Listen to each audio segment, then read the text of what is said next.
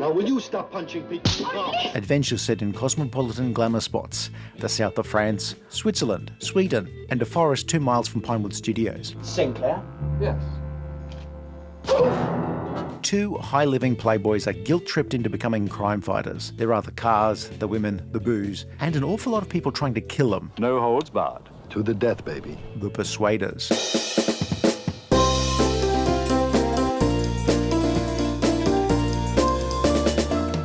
Until we find out who these people are. If it kills me. The Persuaders, or if you read it literally, The Persuaders, was an early 70s television action-adventure series devised by Robert S. Baker. I hate you! What? The series starred Tony Curtis and Roger Moore as a pair of millionaires who also occasionally come off as embarrassing uncles trying to chat up the bridesmaids at a wedding reception. I think you stink. Brett Sinclair and Danny Wilde are living it up in Europe's hotspots when they're brought together by Judge Fulton, coerced to be used as unofficial instruments of justice. Now that's the twist. It's a great show with two stars that just ooze charisma, like a charisma truck with a slow leak. But as we'll see, the writers would make a few too many visits to the well along the way. The British and Americans, two people separated by a common language. See what I mean? I That's don't a quote understand. from- Lord Brett Sinclair was a titled aristocrat, an ex-race car driver, and general man about town who spends his considerable spare time partying in European hotspots. At this point in his life, he is rudderless and wasting what talents he had. Next! Danny Wilde was a self-made businessman who made his fortune in the oil business. Unlike Sinclair, he grew up poor in the tenements of the Bronx and retained that street fighter edge. Do you want to test this and see if it's poison? However, he's now as rich as an all-chocolate diet, and he likewise is frittering away his life going from party to party in Europe. One man who saw the wasted potential in the pair was retired Judge Fulton, who decided that he was going to use them to something injustice, something, and yes, it really is just a very loose setup for Brett and Danny getting into all sorts of scrapes. That's the worst coffee I ever tasted in my whole life. You're drinking tea. Sometimes they're working for Judge Fulton, but most of the time they'll stumble into some adventure, caper, scheme, or other such criminal enterprise all by themselves. Well, I was at a cocktail party. What, at 9 o'clock in the morning? I didn't want to be the first to leave. Wilde and Sinclair start off hating each other, where they race each other in their sports cars, and then engage in a punch-up. Their antipathy toward each other would soon fade, and they'd eventually describe themselves as best friends. However, that doesn't mean they wouldn't compete with each other. He's my best friend. I mean, I'll do it. The sorts of plots featured in the series were fairly standard for the genre. A lot of smuggling, counterfeiting, and other criminal enterprises. A bit of espionage, an attempted coup, a smattering of murders, and some would argue many crimes against fashion. Danny and Brett don't so much as investigate, they sort of just nose around and hope for the best. I've done it. The lock? No, my fingernail. I broke my fingernail. The Persuaders is a hangover of the glossy ITC shows of the 60s, an escapist hour of rich people doing rich people things who then become adventurers doing adventure-y things. And unlike those shows of the 60s that were shot on British backlots with lots of stock footage of exotic locations, And nobody believed him. The Persuaders did actually send its stars to film in glamorous European locations, at least for a few episodes. Good afternoon, Your Lordship. Oh, I'd hardly call it that. However, the bulk of the series was made in Britain, so despite bright and sunny locations shown in the opening titles, a very large chunk of the series is set in cold and wet Britain, usually shot within a very small radius from the production base at Pinewood Studios to the west of London. Overall, it's a light and frothy concoction with less grit than that never-shown episode of Leave It to Beaver, where Beaver's parents separated after the incident at the car wash. Just wanted to return the compliment. The title sequence sets up much of the series, that even if you missed the introductory episode, you could quickly work out what's what with the series. One's a lord and the other's a brawler from the Bronx. While Lord Sinclair's not a total snob, there is an element of that in the series. Did you have to ask for ketchup? Danny Wilde doesn't really have much time for the class-conscious British way of doing things, though at times he does want to learn how to be more British. That's my little piece of England. The series was not one for a lot of recurring characters. The only one of note is Lawrence Naismith as Judge Fulton. He appears in less than half the episodes, where he originally blackmails Danny and Brett into working together. I'll either make use of you or I'll see that you're put away for 3 months. In other episodes, he's the driving force behind Sinclair and Wilde's involvement in a case. Now, what is your decision? We want to get married. Though as the series evolved, it turned out that these two didn't need somebody to give them missions. Mistaken identity was much cheaper. This is the point where the gun usually goes off. It is the famous Simon Templar. By the 1970s, Roger Moore had already starred in several series, both in Britain and the US. His biggest success, of course, was as Simon Templar in the long-running series version of The Saint, a show that had made him a household name around the world. He was forever being touted as a future James Bond. Really? Though, as we'll see in a bit, he had to make this little television series with Tony Curtis first. He's bluffing. Sinclair straddles the jet set and the aristocracy, which does sound quite painful, unless of course one was wearing the appropriate truss. On the assumption that all British aristocrats are mentally deficient, and you be quiet. In a tight spot, Brett will often recount the history of one of his family members who was in a similarly tough moment. What happened? Oh, they killed him. Tony Curtis was a big movie star, from supporting roles to major starring roles, leading to his turn as the Boston Strangler. Even a slightly faded star like Tony Curtis was a big get for the series. My knowledge of English is what you put on a cue ball, a spin, you know. Tony Curtis didn't want to put on a Texan accent for the series, as it was originally written, and so he played Danny Wilde as a version of himself. If he seemed like he was on the edge of not knowing his lines, it's because he often made them up as he went along. He would rarely perform a scene the same way twice, and as some of the cast and crew would observe, he could prove a little demanding. The essential difference between an American and an Englishman. Do you know what it is? Yes, you say tomato and I say tomato. Yes. Curtis also stopped dyeing his hair, so you can tell what order episodes were made in by how grey he is. No, this is not Mr. Schwartz. You got the wrong room. Roger Moore would later be very fond of telling people that Curtis wore gloves to stop his hands from being stained from the pot smoking. I don't want to be elevated anywhere. I'm elevated enough, believe me. Tony Curtis, though, loved the action part of the show, whether it be fistfights or a bit of fencing. He was generally quite wary of using stuntmen if he could do the gag himself. If there was something he could jump over, he would jump over it. Hello, Sinclair here. And at the drop of a hat, Tony Curtis liked to show off his mastery of British accents. You'll never get away with that accent. All of which turned out to be Cary Grant impersonations. Oh, I think I see a friend. Would you excuse me, please? For a series that was made over the course of 1970 to late 1971, it captures all of the aesthetics of the era, at least as they are interpreted by the set and costume designers. Browns, bright colours, contrasting muted colours, patterns, modern apartments and stately homes all influence the visuals. And if you could get all of those disparate elements in the same scene, then even better. How you respond to the visuals depends on your tolerance for that period, where the late 60s and early 70s overlapped, a design epoch known as potluck. Well, then I'm here to see your ancestral home. Ancestral. Ancestral home. Some of the fashions still look fine, You could be right. and some look less fine. It's such a comfort, isn't it? Some of those fashions are to die for, as in, I wouldn't be seen dead in that suit. Same with the hairstyles. Some work, and some just seem like everybody gave up and pointed at the same photo at the hairdresser. Well, it's a pity you're not good looking. Otherwise, you could apply for the job of impersonating me. While the clothes were a preview of op-shop bargain bins in the future, the sets were much grander. With so many mansions and country estates, there was a degree of grandeur and opulence in the set design, though on occasion, modern apartment settings could be a bit of a taste vacuum. I do all the worrying, all the thinking. All you have to do is take the risks. All right, I'm sorry. I apologize. On The Persuaders, Roger Moore was responsible for Brett Sinclair's wardrobe. What is wrong with the way I Well, look? there's nothing really wrong with the way you look. Sinclair is often dressed quite sharply, though at times he does seem like a version of Simon Templar who's been on too many tours of whiskey distilleries. You look better in the mirror, yeah. Danny Wilde does come off as a bit of a clothes horse. Some of it is tailored, other gear was plucked off the rack. Some of it seems quite stylish, and at other times it feels like it's a Brit's idea of what a rich but hip middle-aged American in Britain would wear. Do I look like a kamikaze plumber? Yeah, you do. Brett and Danny would often sport many looks, from hostage negotiator, a psychic working the church fate circuit, a singing telegram, lead singer of the opening act for Aerosmith's tour of the Midlands, a game show host's rejected wardrobe, a regular who the other pub goers have nicknamed the Colonel behind his back, a man who's just learned his gastric distress was down to eating too many protein bars, a toilet attendant who dresses for the job he wants to have, a seat filler for the BAFTAs, somebody trying too hard to make denim happen, and a man who knows way too much about the history of Warhammer. You know, it's not so tough doing bread, you know. All you have to do is think ugly. Danny Wilde often wore leather gloves in many scenes and usually preferred jackets to long coats, perhaps because it aided him in leaping.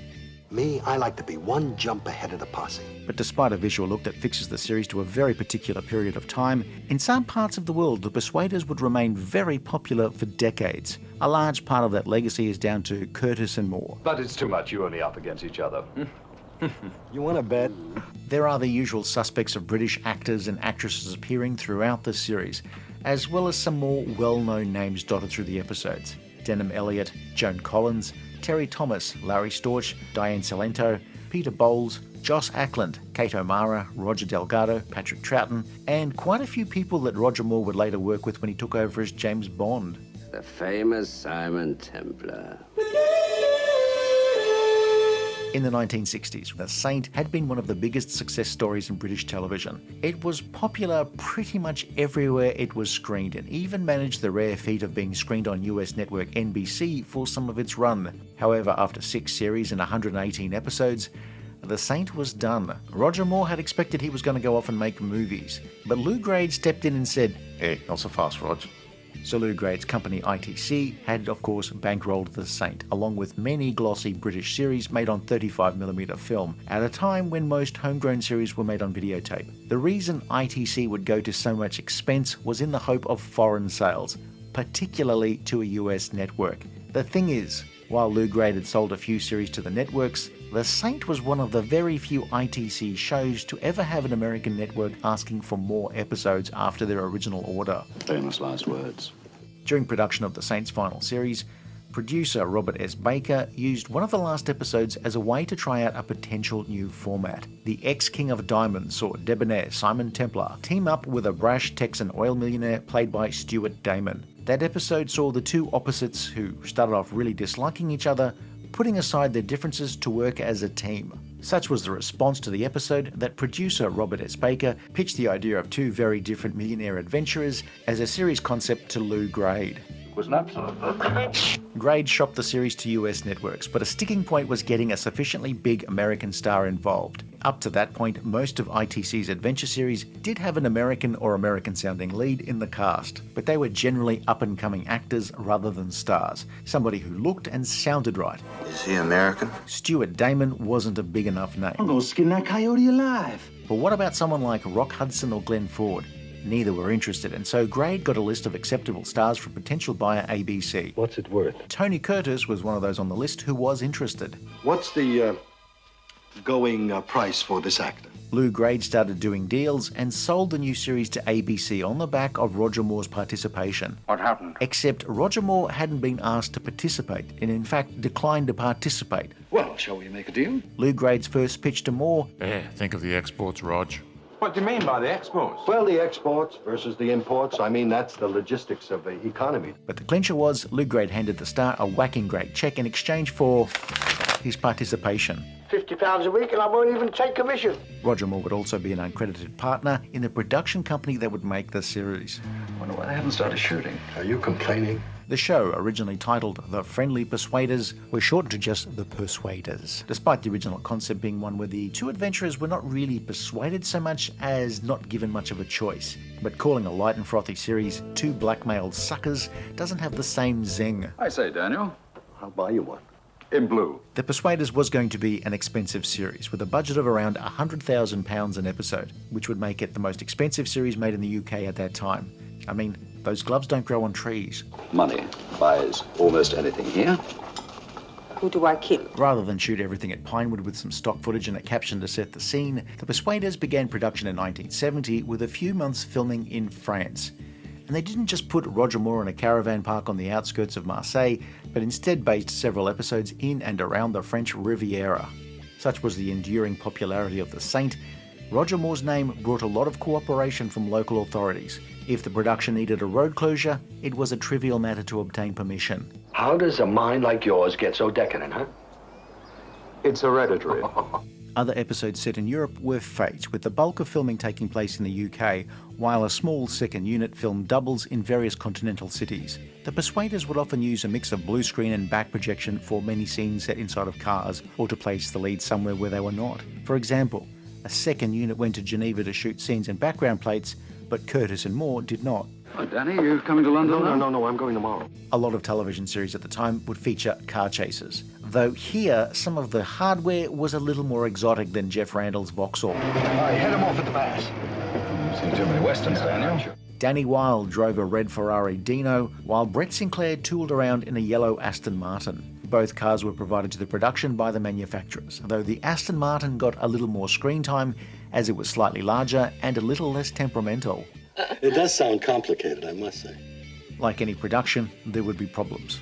On The Persuaders, the most cited problem was usually Tony Curtis, who soon acquired a reputation as being less than easy to work with. I like the way you put that. Tony Curtis arrived in the UK with a splash of publicity, which was not necessarily unwanted, but he was busted for marijuana possession at the airport, which was not the sort of PR that the producers were hoping for. If Roger Moore and Tony Curtis ever had a difficult working relationship, it does not show on screen. Though of course, they were clearly different types of actors. The pair were only born 2 years apart, but much like their characters in the series, they were very, very different. Roger Moore liked to socialise after work, whereas Tony Curtis preferred to stay home and get high. Tony Curtis tended to perform each take very differently and ad-lib as many of his lines as possible, where Roger Moore, who'd also improvise, tended to steer the dialogue back to a point where the plot could move forward. Good evening, senores. Both Tony Curtis and Roger Moore would be complimentary about each other in interviews, even decades after the series. So it's just possible that they were friendly with each other. It's just working together was tough. I have the same problem with Tom at work. I mean, we're really good friends outside of work where we both enjoy going to the mountains. We go skiing, we go snowboarding, we luge. But put us together at work on a project to isolate a gene sequence and that piece of shit Thomas the Todger can go and get fucked. Any difficulties on set between the stars could be just put down to a clash of egos. A television star who knew how to get things made, and a movie star who was just past his peak of popularity. People who worked on the crew would have their own takes on Tony Curtis that often boiled down to, he was good at what he did, but as far as working with him... And then they tail off and make hand signals to indicate unspecified issues. Where'd you come from? The same place as this. Curtis would stay on set for the bare minimum of his time and would insist on the crew being ready when he was ready. He also liked to jump over things. I mean, just jumping. If there was a way to do things that required physicality, he'd take it. He never met a gate that he didn't want to jump over, or a table, or a counter. The Persuaders made its debut in the UK and in the US later in 1971, and while it was eventually successful in Britain and elsewhere, in America, things went about as well as a cult member realizing that his drink tasted funny. Okay, heads I win, tails you lose. Tails, you lose. ABC had initially put the series in a lousy time slot, 10 p.m. on a Saturday night, where it was up against a movie and the long-running series Mission Impossible. Well, that's the worst offer we've had all day. The Persuaders did not persuade enough Americans to watch. In fact, it wasn't fooling anybody and was not bringing in the ratings, which, considering its terrible time slot, surprises me more than a rabbit's family tree. Wait a minute.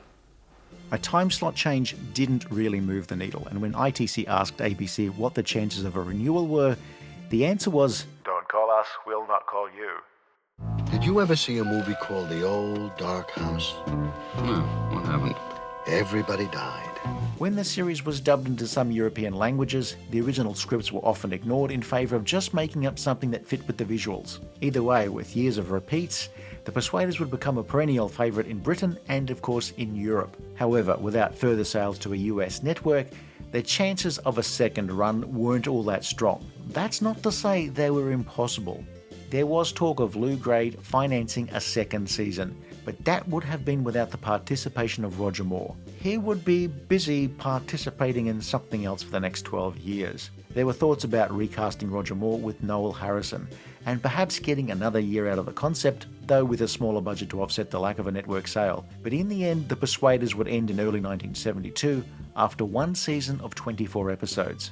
Well, what are you going to do? You're going to sit around and let The Undertaker get rich? Roger Moore would sign on as James Bond in August of that year and would go on to play the role of the super spy in a still unbeaten run of 7 features. Tony Curtis would go back to a mix of television roles and features. The Persuaders theme tune from John Barry would become iconic.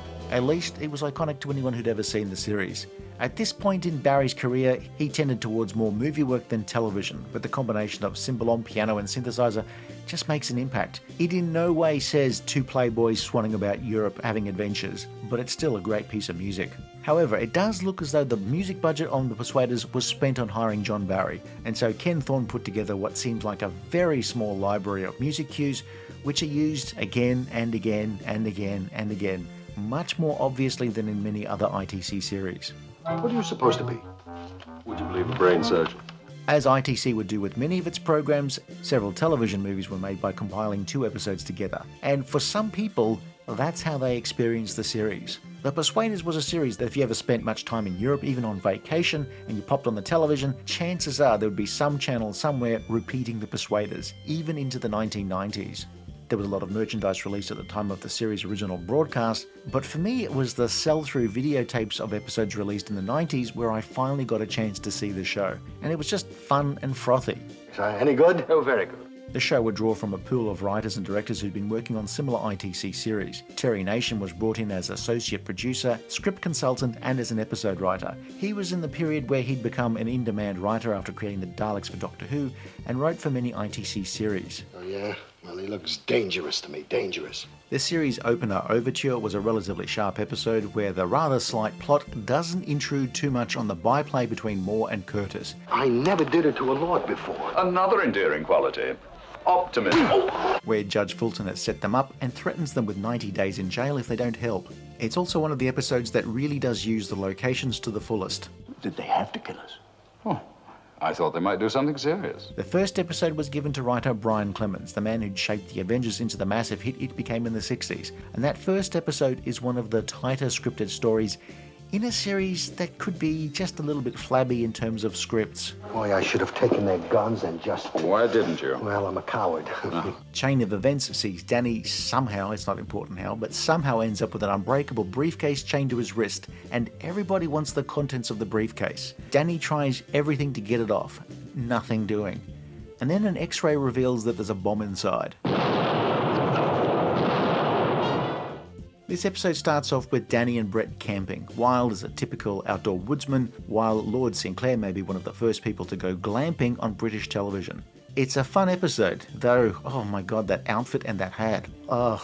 Home of One's Own has Danny buying a cheap country house, which is the most fixer-upperest of fixer-uppers. However, there's something in the house that somebody else wants and is prepared to do anything to drive Danny away. To the Death Baby sees Danny and Brett compete for the affections of a young heiress who will otherwise marry some clown. I mean, not an actual clown, unless of course he's between clowning jobs. The plot is cribbed from the 1964 film Bedtime Stories, which has since been remade several times, perhaps most notably as Dirty Rotten Scoundrels. Don't tell Brett about the money, you know what I mean? You won't say anything to Danny, will you? Oh, I wouldn't. Greensleeves had Brett visit one of his many properties only to find that it had been taken over by squatters, using it as part of a ploy to force a dodgy deal on a foreign leader. But the highlight is Brett posing as an actor to be hired by the plotters who need a double for Brett Sinclair. And of course the backup highlight is Tony Curtis playing a butler. 5 Miles to Midnight is, yes, the one with Joan Collins. And I think this was probably the first episode of The Persuaders that I ever saw. We have been gift-wrapped. There were two types of roles for women in The Persuaders. There was the eye candy who had few if any lines, and then the guest stars, some of whom were there as love interests and others just as episodic sidekicks. Some were obviously written better than others, but Joan Collins probably got the best of the lot. She flirts with both Brett and Danny as a professional photographer who tags along on a mission to escort a witness across the Italian border. Oh, don't give me that poor little rich boy stuff again. Both the scriptwriter and Joan Collins both worked out how to pitch this. This was the first episode in production, and while most of it is set in Italy, much of the location work was conducted in France, or Britain, with a small unit shooting some establishing shots of Roger Moore in Rome. So, don't forget the cannoli, Rog. You want to bet? $100? You take a check? Of course, it wasn't all froth and lather. One episode had Brett not sure of what is going on.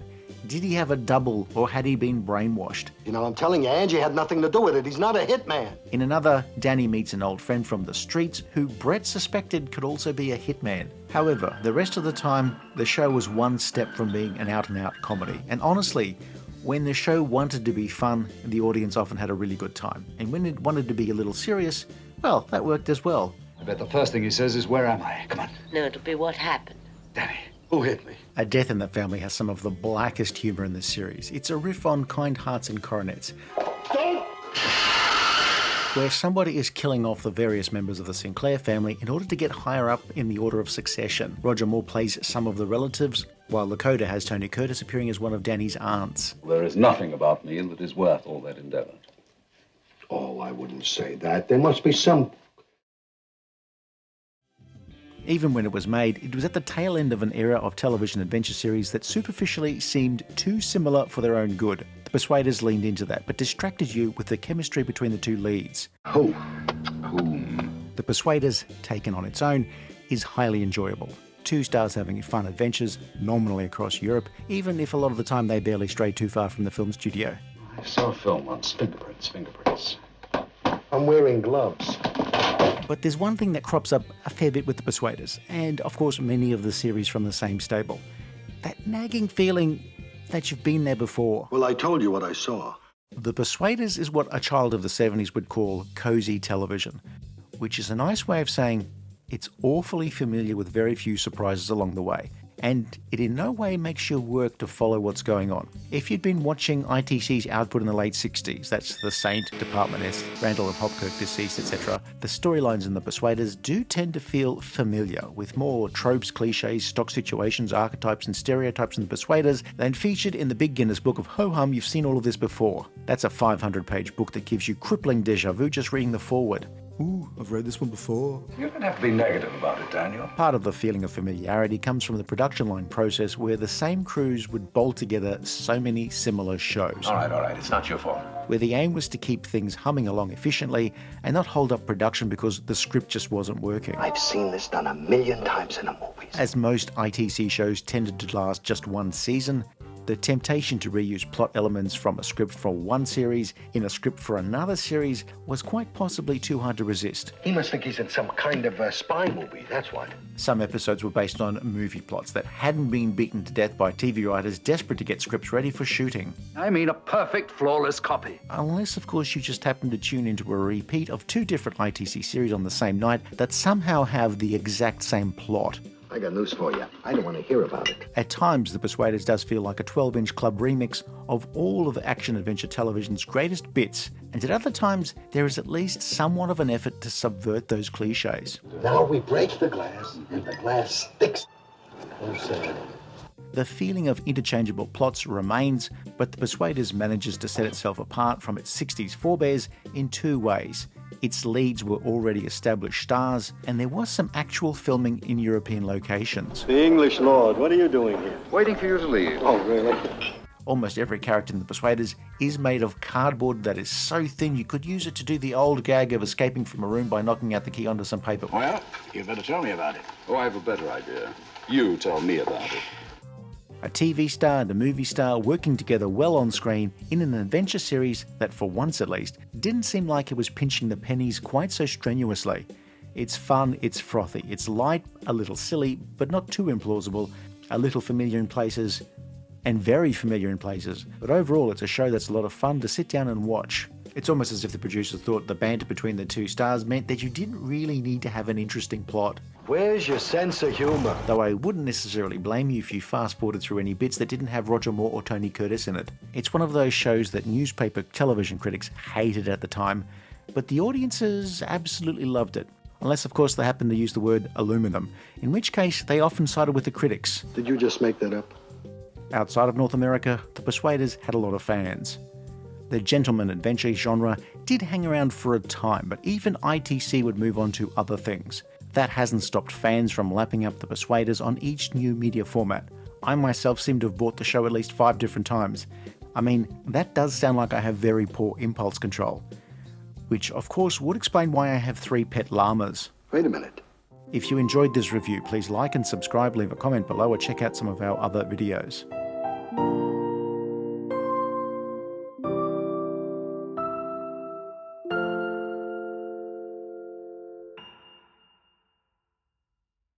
I really rather enjoyed it. It's been a pleasure meeting you and being with you.